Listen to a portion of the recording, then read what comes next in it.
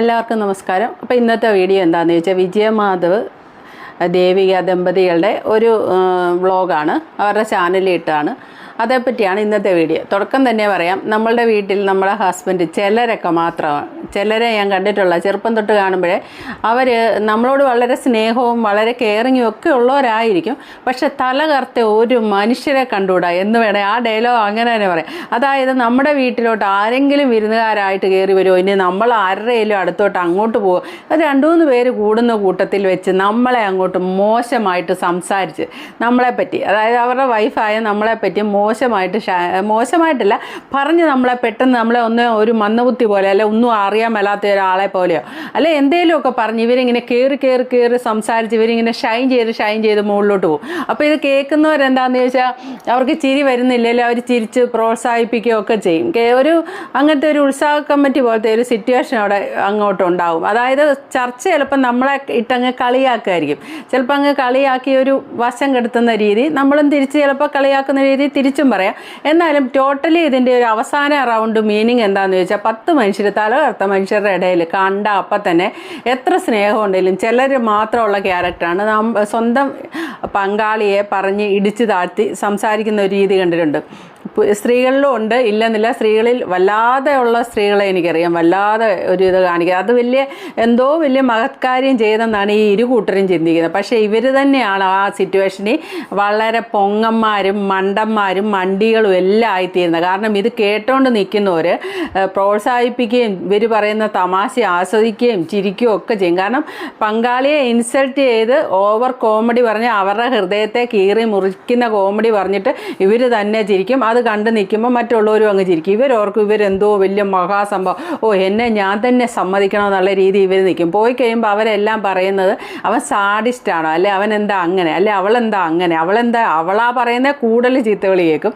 പക്ഷേ ചിലരുടെ ഒരു ക്യാരക്ടർ അതാണ്. ശരിക്കും അങ്ങനെയുള്ളവരുണ്ട്. അതിനെപ്പറ്റി പഴമക്കാർ പറയുന്ന അവന് അല്ലെ അവൾക്ക് തലകർത്ത മനുഷ്യരെ കാണാൻ പറ്റിയല്ല, അപ്പോഴേ അവൻ്റെ ഈ സ്വഭാവം പുറത്തു വരുമെന്ന്. ശരിയാണ്, അങ്ങനെയുള്ളുണ്ട്. ഇപ്പം ഇതിൻ്റെ അകത്ത് വിജയമാധവ് ഹെയർ ട്രാൻസ്പ്ലാന്റിന് പോയി, മുടി വെച്ച് പിടിപ്പിക്കൽ അറിയാലോ. അപ്പോൾ അതിന് പോയപ്പം അദ്ദേഹത്തിൻ്റെ അമ്മ വളരെയധികം ടെൻഷൻ അടിച്ച് ഭക്ഷണം കഴിക്കാതെ ഉണ്ണാതെ ഉറങ്ങാതെ പ്രാർത്ഥനയോട് മാത്രം ഇരുന്നു. വൈഫാണെങ്കിൽ സിനിമയും കണ്ട് അന്നത്തെ ഒരു ദിവസം തള്ളി നീക്കി. അപ്പോൾ അമ്മയ്ക്കൊപ്പം വരില്ല വൈഫെന്നും പറഞ്ഞാണ് ഈ പ്രാവശ്യത്തെ വ്ളോഗ് ഇട്ടിരിക്കുന്നത്. എനിക്ക് ഇതിൻ്റെ അകത്ത് ഒന്നേ പറയാനുള്ളൂ, അമ്മയ്ക്കൊപ്പം അമ്മ ഒരിക്കലും കമ്പയർ ചെയ്യാൻ പറ്റാത്ത 2 വ്യക്തിത്വങ്ങളാണ്. പക്ഷേ പരമക്കാർ പറഞ്ഞ ഒരു ഡയലോഗ് എൻ്റെ മനസ്സിലുണ്ട്, എനിക്ക് അതിനോട് ഒരു യോജിപ്പില്ല. അതായത് അമ്മ ആണുങ്ങൾക്ക് അവരുടെ ആമക്കൾക്ക് ഫുഡ് വിളമ്പുന്ന പോലെ അവരുടെ ഭാര്യ ഒരിക്കലും വിളമ്പില്ല. ആ പറയുന്നതിൽ എന്തെങ്കിലും ഒരു സത്യമുള്ളതായിട്ട് തോന്നുന്നുണ്ടോ? അമ്മ ഇങ്ങനെ കുത്തി വിളമ്പും, പിന്നെ ഇങ്ങനെ തവി വെച്ച് ഇങ്ങനെ അമക്കി വീണ്ടും വിളമ്പും, അങ്ങനെ മകൻ അങ്ങനെ ഒത്തിരിയും തിന്നട്ടെന്നും പറഞ്ഞ് ഇങ്ങനെ കൊടുക്കും. അതാണ് അവരുടെ സ്നേഹം. അതിൽ നമുക്കെന്ത് പറയാം, അവർക്ക് ലോകപരിചയം ഇല്ലാത്തതുകൊണ്ടാണ് അങ്ങനെ അതുപോലെ വിളമ്പി ഇട്ട് കൊടുത്താൽ ഒന്ന് കൊളസ്ട്രോളും ഉള്ള അസുഖങ്ങളെല്ലാം ഈ ലോകത്ത് വന്ന് പെട്ടെന്ന് എത്തും, അറ്റാക്ക് വന്ന് പെട്ടെന്ന് എത്തും. ആ സമയത്ത് അതായ അളവിലാണ് കൊടുക്കുന്നതെങ്കിൽ സ്വന്തം ഭർത്താവ് കുറേ കാലം കൂടി ജീവിച്ചിരുന്നോട്ടെ എന്നോർത്താണ്, കൊളസ്ട്രോളൊന്നും വരാതെ ജീവിച്ചിരുന്നോട്ടെ എന്നോർത്തായിരിക്കും വൈഫ് അങ്ങനെ കൊടുക്കുന്നത്. അല്ലാതെ ആ കമ്പയർ ചെയ്യുന്ന ആ ഒരു പഴഞ്ചൊല്ലിനോട് എനിക്ക് യോജിപ്പില്ല. അപ്പോൾ ഇവിടെ എന്താണ് വിജയമാധവ് പറയുന്നത് ചോദിച്ചാൽ, സ്വന്തം അമ്മ എന്നും അമ്മ തന്നെ, അതൊക്കെ ശരി, അമ്മയെന്നും അമ്മ തന്നെ, പക്ഷെ ഭാര്യ ഒന്ന് വേറെ അമ്മയൊന്ന് വേറെ, അങ്ങനെ മനസ്സിലാക്കണം. അപ്പോൾ ഭാര്യ ആയ ദേവിക സിനിമ കണ്ടിരുന്നു, അമ്മയാണ് ടെൻഷൻ അടിച്ച് ഭഗവാനോട് പ്രാർത്ഥിച്ച് മുഴുവൻ നേരം. അമ്മ ഈ പ്രാർത്ഥിച്ചിരിക്കാനുള്ള കാര്യം എന്താണെന്ന് ഞാൻ പറഞ്ഞുതരാം. ഈ അടുത്ത് ഹെയർ ട്രാൻസ്പ്ലാന്റ് ചെയ്ത് ഒരാൾക്ക് പണി കിട്ടിയായിരുന്നു, 1-2 പേർക്ക് പണി കിട്ടി. ബാക്ടീരിയ തലച്ചോറ് തിന്നുന്ന അവസ്ഥയിലേക്ക് പോയിട്ടുണ്ടായിരുന്നു. അത് വ്യാജ ക്ലിനിക്കിലൊക്കെ പോയിട്ടാണ് അങ്ങനെ സംഭവിച്ചത്. അപ്പോൾ വിജയമാധവ് പറയുന്നത് കേട്ടു തുടങ്ങാം. പക്ഷെ അങ്ങനെയല്ല, വേറൊരു കാര്യം കേട്ടോ. എന്താ പറയാ, അമ്മയ്ക്ക് അന്ന് ഭയങ്കര ടെൻഷനായിരുന്നു. അന്ന് അമ്മ ഭക്ഷണം കഴിച്ചിട്ടില്ല. എന്താ പറയാ, ഒരു കാര്യം എനിക്ക് പറയാനുണ്ട്. ഞാനവിടെ മറ്റേ ഹെയർ സർജറി ചെയ്ത് പോയ സമയത്ത് നടന്ന സംഭവം, അമ്മ ഭക്ഷണം കഴിക്കാതെ ഫാസ്റ്റിങ്ങിൽ എന്റെ മകൻ വൈഫ് ഇരുന്ന് നെറ്റ്ഫ്ലിക്സിൽ 2 പിള്ളേരും കൂടി ഇരുന്ന് നമ്മള് റോയൽസ് എന്ന് പറഞ്ഞ സീരീസ് മുഴുവൻ കണ്ടു തീർത്ത് ഞാൻ വന്നപ്പോ കിടന്നല്ല സൂപ്പർ ഉറക്കം. അതാണ് അമ്മയും ഭാര്യയും തമ്മിലുള്ള വ്യത്യാസം. പറഞ്ഞില്ല അമ്മയ്ക്ക് മാത്രമേ ഉള്ളൂ. അമ്മയ്ക്ക് പകരം അമ്മ മാത്രം. മോനാല് പറഞ്ഞില്ല എന്റെ അമ്മയ്ക്ക് ഇപ്പൊ വർത്തമാനത്തിൽ ക്ലാരിറ്റി. ഭർത്താവ് അവിടെ തലയിൽ കുത്തിക്കീരി സർജറി ചെയ്യുമ്പോൾ ഭാര്യ അവിടെ നെറ്റ്ഫ്ലിക്സിൽ ഇരുന്ന് സീരീസ് കാണും. റോയൽസ്. എനിക്ക് സ്ട്രെസ് അടിക്കാൻ വയ്യ. ഞാൻ പ്രാർത്ഥിക്കാനുള്ള പ്രാർത്ഥിച്ചിട്ടുണ്ട്. ഞാൻ പോയി കണ്ടപ്പോ എനിക്ക് മനസ്സിലായി നല്ല ഡോക്ടറാണ്, അവരെ പ്രോസസ് ഒക്കെ നല്ലതാണ്. പിന്നെ നമ്മള് ടെൻഷൻ അടിക്കണല്ലോ, റിലാക്സ് ചെയ്യേണ്ടിട്ട് അവസരമായിരുന്നു. ഞാൻ ആത്മജയായിരുന്നു, അല്ലെങ്കിൽ ആത്മജ ഒന്നും ചെയ്യാൻ സമ്മതിക്കില്ല. മോളും സുഖമായിട്ട് തുടങ്ങി ആത്മജയും ഞാനും റോയൽസ് കണ്ടു തീർത്തു. പിന്നെ പിറ്റേ ദിവസം ഭാഷ ഒന്ന് കാണാൻ പറ്റത് ആരെ കണ്ടേ? ഞാൻ ഒറ്റ ദിവസത്തിൽ കണ്ടു തീർത്തതാണ്. ഭർത്താവ് അവിടെ സർജറി ചെയ്യുമ്പോൾ ഞാൻ ഇവിടെ കണ്ട് ആസ്വദിച്ചോടെയുള്ളത്. അങ്ങനെയൊക്കെയാണ് കാര്യങ്ങൾ. ഓക്കെ, ഞാൻ പിന്നെ ഇതിൻ്റെ അകത്ത് ദേവിക സത്യം പറഞ്ഞെന്നുള്ള ഒരു പോയിന്റ് നിങ്ങൾ എല്ലാവരും ഓർക്കണം. അവർ നെറ്റ്ഫ്ലിക്സിൽ ഇരുന്ന് സീരിയൽ കണ്ടെന്ന കാര്യം, സീരീസ് കണ്ടെന്ന കാര്യം വേണമെങ്കിൽ അവർക്ക് ഒളിച്ചു വെക്കാം, പറയണമെന്ന് ഒരു നിർബന്ധവുമില്ല. പക്ഷെ അവർ പറഞ്ഞിട്ടുണ്ട്, അയ്യോ ഞാൻ ടെൻഷൻ അടിച്ചിരിക്കുമായിരുന്നു എന്നൊന്നും അല്ല അവർ പറഞ്ഞു. അവരുള്ള കാര്യമാണ് പറഞ്ഞു, അത് തമാശയായിട്ട് അവർ പറഞ്ഞു. അപ്പം കമൻറ്റ് ബോക്സിലെല്ലാം ദേവിയയ്ക്ക് സപ്പോർട്ടായിട്ടാണ് പറഞ്ഞിരിക്കുന്നത്. നമുക്ക് ആ കമൻ്റ് ഒന്ന് വായിച്ചു നോക്കാം. ദേവിയ ഫുഡ് കഴിഞ്ഞതേ പേടിച്ചിരുന്നാൽ കുഞ്ഞുങ്ങളെ എന്ത് ചെയ്യും? അവരെ നോക്കേണ്ടേ? ഒരിക്കലും ആരുടെ മുന്നിൽ വെച്ചും ഭാര്യയെ വാഴ്ത്തിയോ താഴ്ത്തി സംസാരിക്കുന്നത് ഇതൊക്കെ മോശമല്ലേ? കഷ്ടം. പാവം ദേവിയ അവർക്ക് പേടിയുണ്ടാകാമെന്ന് വെച്ച് പേടിച്ചിരുന്നാൽ മതിയോന്നും. ഈ പെൺകുട്ടി എത്ര മിടുക്കിയായിരുന്നു സീരിയലിലൊക്കെ അഭിനയിച്ചു കൊണ്ടിരിക്കുമ്പോൾ. ഇപ്പോൾ ഒരു മൊണ്ണ പെണ്ണായി മാറി. ഇയാൾ പറയണ മണ്ടത്തരം എല്ലാം കേൾക്കുന്ന ഒരു മൊണ്ണ. ഒരു കമൻറ്റ് വന്നാ കേട്ടോ, യോ സെൽഫ് റെസ്പെക്റ്റ് ഇല്ലാത്ത പെണ്ണ് എങ്ങനെ പറഞ്ഞിട്ടുണ്ട്. അമ്മയെയും ഭാര്യയെയും എപ്പോഴും കമ്പയർ ചെയ്ത് കാണാറുണ്ട്. പക്ഷേ പെൺകുട്ടിയുടെ അമ്മയെയും ഭർത്താവിനെയും എന്താ കമ്പയർ ചെയ്യാത്ത? അമ്മ നോക്കിയ പോലെ ഭർത്താവ് നോക്കാറുണ്ടോ എല്ലാവരെയും? ഭാര്യയും അമ്മയും രണ്ടു തരം റിലേഷനാണ്, കമ്പയർ ചെയ്യരുത് റിലേഷനെ. അടുത്ത ഒരു കമൻറ്റ്, അത് വേറൊന്നും കൊണ്ടല്ല, അമ്മയ്ക്ക് ലേശം ലോകവിവരത്തിൻ്റെ കുറവുണ്ട്. തലയിൽ എന്തോ സർജറി എന്ന് കേട്ടപ്പോൾ പാവം വേറെന്തോ വിചാരിച്ച് കാണും. ഭാര്യയ്ക്ക് കുറച്ച് ലോകവിവരം ഉള്ളതുകൊണ്ട് മുടി കിളിപ്പിക്കൽ പദ്ധതിക്ക് അത്ര പരിഗണനയെ കൊടുത്തുള്ളൂ. നിങ്ങളുടെ ഭാര്യയും ഒരു അമ്മയാണ്, 2 പ്രസവം അടുപ്പിച്ച് കഴിഞ്ഞ ആളാണ്. അവൾക്ക് റെസ്റ്റ് വേണം, മക്കളെയും നോക്കണം. അല്ലാതെ മുടി കിളിർപ്പിക്കുന്നതിന് എന്തിന് ടെൻഷൻ അടിക്കണം? അതുകൊണ്ട് കമ്പയർ ചെയ്യാതിരിക്കുക. ഇങ്ങനെയാണ് കംപ്ലീറ്റ് വീഡിയോ കമൻറ്റും പോയിരിക്കുന്നത്. ഒരാൾ പോലും വിജയമാധവ് ദേവികയെ ഇതുപോലെ പറഞ്ഞതിനെ സപ്പോർട്ട് ചെയ്യുന്നില്ല. അപ്പം ഇതിനകത്ത് ഈ അമ്മ ഇതുപോലെ പറയുന്ന എന്താണെന്ന് നമുക്ക് നോക്കാം. അമ്മയുടെ ടെൻഷൻ്റെ കാര്യം എന്താണെന്നുള്ളത് നമുക്ക് നോക്കാം. ശരിക്കും എന്റെ തലച്ചോറ് മറ്റേ കാർന്ന് തിന്നോന്ന് അറിയാൻ വേണ്ടിയിട്ടാണ് ഇപ്പം വന്നിരിക്കുന്നത്. എന്തെല്ലാം നേർന്നിരിക്കുന്നു കഴിഞ്ഞ ദിവസം ഞാൻ വിളിച്ചപ്പോ 2-3 ദിവസം കഴിഞ്ഞല്ലേ വരത്തുള്ളൂ എന്ന് പറഞ്ഞില്ലേ? ഇതിപ്പോ തലച്ചോറ് മൊത്തം കാർന്ന് തിന്നോന്ന് അറിയാൻ ഞാൻ ഭഗവാനോട് പ്രാർത്ഥിച്ചിരിക്കുകയാണ്. അവിടെ പൂവമ്പഴത്തിൽ തുലാഭാരം നടത്തിയിട്ടുണ്ട്. എന്തിന്? എല്ലാം ക്ലിയർ ആവാതിരിക്കാൻ, ഒരു പ്രശ്നങ്ങളും വരാതിരിക്കാൻ. ഞാൻ വേറെ 2 പേരടുത്ത് കണ്ടല്ലോ. വേറെ 2 പേരടുത്ത് കണ്ടില്ലേ? 2 പേരുണ്ടോ? ഒരാൾ മരിച്ചു പോയി. അമ്മ നമുക്കറിയത്തില്ല. ഞാൻ ഈ പരിപാടികൾ ഞാനിത് കണ്ടതല്ല, പോയിട്ടില്ല.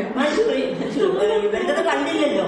ഇവരുടെ കാണാൻ വേണ്ടി എടുത്തല്ല. ഞാൻ വേറെ ഓരോന്നും നല്ല കാര്യങ്ങൾ ഇവരുടെ എന്റെ കുഞ്ഞുങ്ങളെയൊക്കെ കാര്യങ്ങൾ കാണാൻ വേണ്ടി പാട്ട് പാടിക്കൊണ്ട് ചെയ്യുന്ന അത് തെറ്റില്ല. അത് വേണ്ടതോടുകൂടി ഞാൻ അത് സ്വാഭാവികമായിട്ട് അതിന് തെറ്റില്ല. നമുക്ക് ആ പാട്ട് പാടി ആ പാട്ട് ചെയ്യണം കാണുമ്പോൾ ഒരു വിഷമം വരും. അതിന്റെ എനിക്ക് വല്ലാത്ത അവസ്ഥയായിപ്പോയി. ഞാൻ അമ്മയ്ക്ക് പൊതുവെ ഷോർട്സ് തരാറുണ്ട്. പിന്നെ അത് കഴിഞ്ഞ് പിന്നെ മറ്റേ 2 കഥയുണ്ടല്ലോ, പത്രത്തിലൊക്കെ ഉണ്ട്. ഒരാളുടെ അയാൾക്ക് 3 മാസം കഴിഞ്ഞാണ് വന്നിരിക്കുന്നത്. 3 മാസം കഴിഞ്ഞ് അയാൾ 25,000 രൂപയ്ക്ക് വേണ്ടി ചെയ്തിട്ട് ഇപ്പൊ 8 ലക്ഷം കഴിഞ്ഞു. നല്ല സംഭവം. 3 മാസം കഴിഞ്ഞിട്ട് 3 മാസം കഴിഞ്ഞാലേ പറയാൻ പറ്റത്തുള്ളൂ. പിന്നെ മറ്റേയാള് എഞ്ചിനീയറാ. അയാൾ എന്തും ജാതകത്തിൽ എനിക്ക് ആയുസ് കുറച്ച് കൂടുതലുണ്ടെന്നുള്ളൊരു വിശ്വാസമുണ്ട്. ആയുസിന്റെ അല്ലല്ലോ, നമുക്ക് ഒരു സംഗതി ചെയ്യുമ്പോൾ അതിനകത്തുള്ള ഓരോ ഇതുകളുണ്ടല്ലോ. അതാണ് മാധു, എനിക്കൊന്നും പറയാൻ വയ്യ. നിന്നോട് ഞാനൊന്നും പറയുന്നില്ല. ഇതാണ് ഞാൻ പിന്നെ പറയാൻ എന്നാ കഴിയും. ഈ അമ്മ പിന്നെ പഴത്തിൻ്റെ പൂവമ്പഴത്തിൻ്റെ തുലാഭാരമൊക്കെ നേർന്ന് ആകെ ടെൻഷൻ അടിച്ച് വിഷമിച്ച് ഒരാൾ മരിച്ചു പോയെന്ന് പറഞ്ഞു. ആരും മരിച്ചു പോയതായിട്ട് കേട്ടായിട്ട് നടക്കുന്നില്ല. പക്ഷേ ഈ കഴിഞ്ഞ ആഴ്ചകളിലൊക്കെ ആയിട്ട് ഇത് ചെയ്ത് തലച്ചോറിലോട്ട് ബാക്ടീരിയ ഇറങ്ങിയെന്നും പറഞ്ഞൊക്കെയുള്ള വീഡിയോകൾ വരുന്നുണ്ട് ഇഷ്ടംപോലെ. ഒരാൾ കരഞ്ഞെന്ന് പറഞ്ഞാൽ വളരെ കരഞ്ഞു. ആ ഒരു വീഡിയോ ജസ്റ്റ് നിങ്ങൾക്ക് ഓർക്കാൻ വേണ്ടി കാണിക്കാം. എനിക്കൊരു പേടിയായിരുന്നു. കാരണം അത്രക്ക് നമുക്ക് നമ്മളുടെ മുഖം ഇത്ര വിരൂപമായ അല്ലെങ്കിൽ ഇത്രയും വേദന സഹിക്കുന്ന ഒരു രീതിയിലേക്ക് നമുക്ക് ഇമാജിൻ ചെയ്യാൻ പോലും പറ്റില്ല. അപ്പോൾ ആദ്യമൊക്കെ ഒരു പേടിയായിരുന്നു. പിന്നെ എൻ്റെ വൈഫും കുട്ടികളും വിഷമിക്കേണ്ടെന്ന് വിചാരിച്ച് ഞാൻ മാക്സിമം അത് കൺട്രോൾ ചെയ്തു. കുട്ടികൾ കണ്ടിട്ടില്ല ഇതുവരെ. കാരണം ബാത്റൂമിൽ വെച്ചിട്ട് നമ്മളിതെല്ലാം ചെയ്ത് റൂം അടച്ചിട്ട് വൈഫ് ഡ്രസ്സ് ചെയ്തതിന് ശേഷമേ കുട്ടികൾ കണ്ടിട്ടുള്ളൂ. കുട്ടികൾ എൻ്റെ അടുത്ത് വരാൻ പേടിയാണ്. അവർക്ക് എൻ്റെ അടുത്ത് കിടക്കാനോ എന്നെ കെട്ടിപ്പിടിക്കാനോ എൻ്റെ മക്കൾക്ക് പേടിയാണ് എൻ്റെ രൂപം കണ്ട്.